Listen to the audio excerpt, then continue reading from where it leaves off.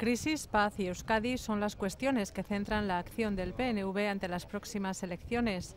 Para afrontar estas tareas, el candidato al Lehendakari Íñigo Urkullu defiende la colaboración entre instituciones y también entre los sectores público y privado. Euskadi necesita recuperar la cultura del acuerdo, del pacto. Juntos recuperaremos la senda del crecimiento, de la reindustrialización.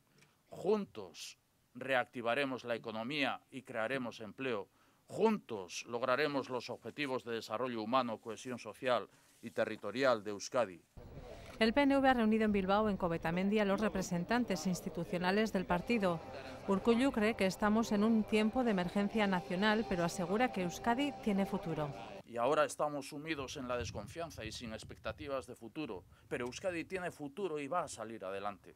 Y recuerda que tras la profunda depresión de los 80, en 30 años Euskadi ha multiplicado por 10 su renta per cápita.